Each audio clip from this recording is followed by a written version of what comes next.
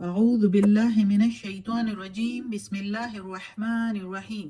سب video دیکھنے اور سننے والوں کو السلام علیکم۔ ہمارے چینل کے پیارے ویورز، آج ہم تلاوت کریں گے سورہ ہود کی آیت نمبر 54، 55 اور 56، یعنی کہ آیت نمبر 54، 55 اینڈ 56 انشاءاللہ تلاوت کریں گے ترجمہ کے ساتھ اور تفسیر کے ساتھ۔ تو چلیں شروع کرتے ہیں آج کا سبق، لیکن شروع کرنے سے پہلے چینل کو سبسکرائب کریں، بیل نوٹیفیکیشن کو آن کریں تاکہ اگلی ویڈیو آپ کو آسانی سے ملتی رہے، اور ہو سکے تو شیئر بھی کریں تاکہ زیادہ سے زیادہ لوگ دیکھیں، آپ کو بھی زیادہ ثواب ملے اور مجھے بھی۔ تو چلیں شروع کرتے ہیں آج کا سبق۔ اعوذ باللہ من الشیطان الرجیم بسم اللہ الرحمن الرحیم۔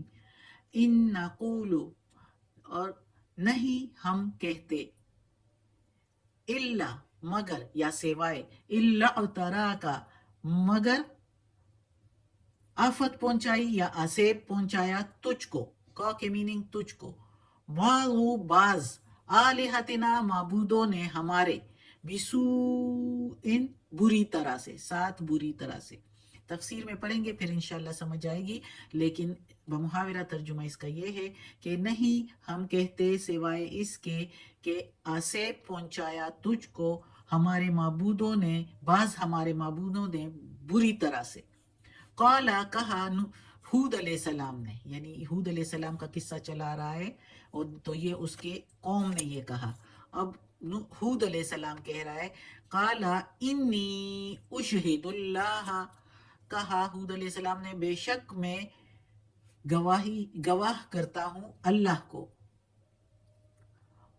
وشہدو اور تم بھی گواہ رہو، انی بے شک میں، بری مما بری ہوں اس سے جو، یا بیزار ہوں اس سے جو، تشرکون جس کو تم شریک ٹھہراتے ہو، جو تم شرک کرتے ہو۔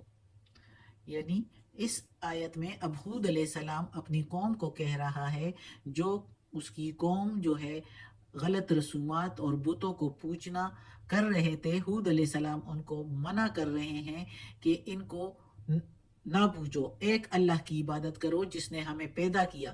لیکن وہ انہوں نے کیا کہا کہ ہم تو نہیں چھوڑتے اس کو، اپنے معبودوں کو تمہارے کہنے پر، اور نہ ہی ہم تم پر ایمان لائیں گے۔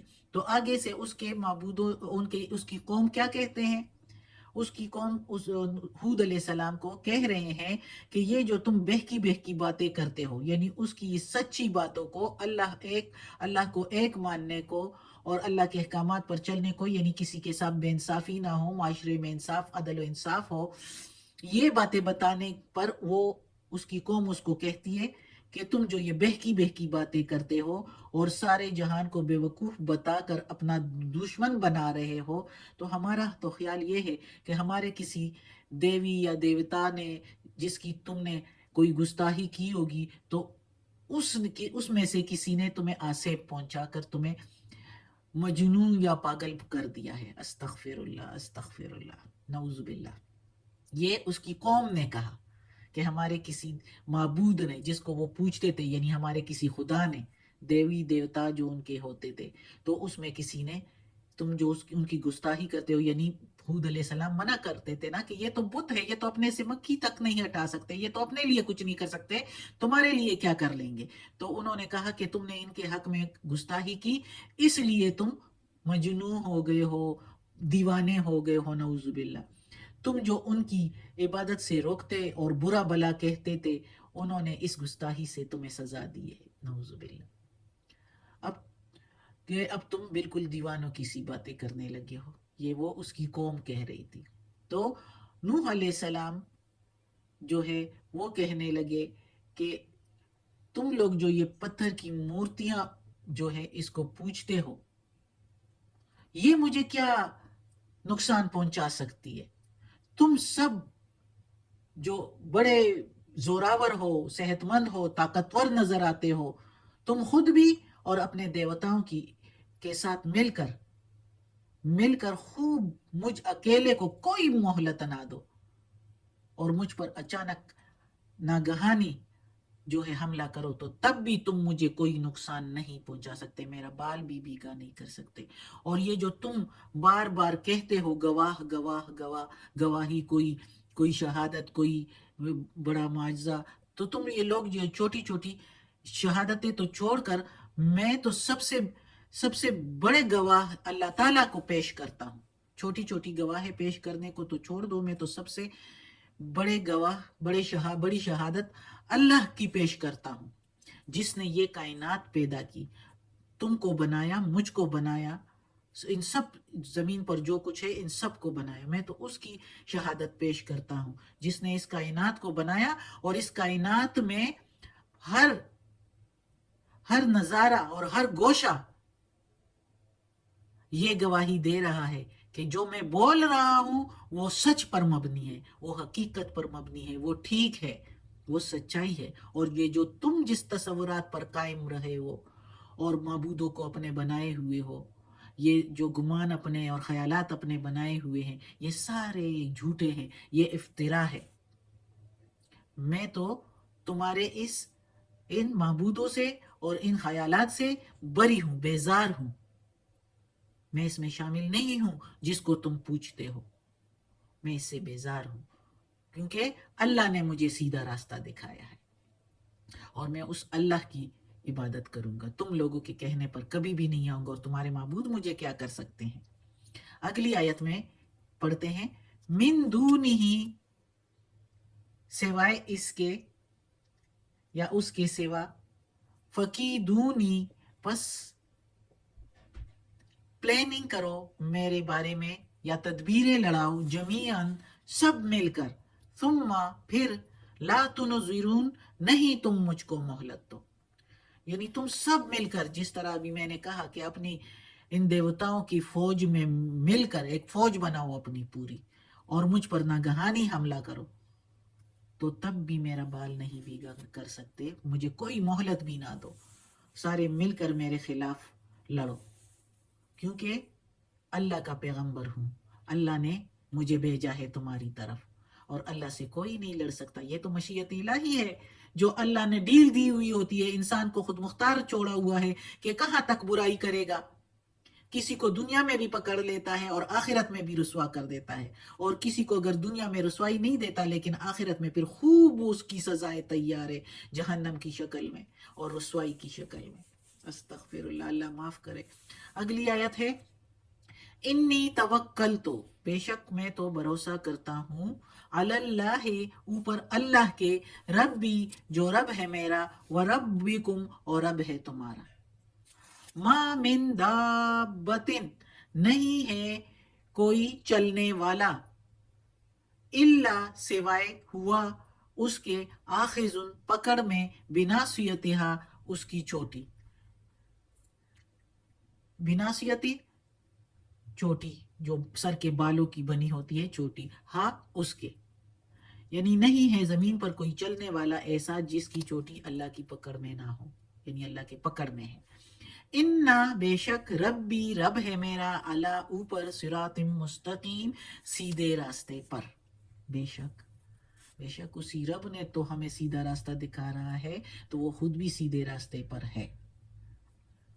اب وہ اپنی قوم کو، حود علیہ السلام، کہہ رہا ہے اس آیت میں کہ مجھے تو اپنے رب پر بھروسہ ہے، تم خوب سوچ سمجھ لو کہ میرا بھروسہ صرف اللہ وحدہ لا شریک پر ہے، جو میرا بھی رب ہے اور وہی تمہارا بھی رب ہے اور مالک اور حاکم ہے۔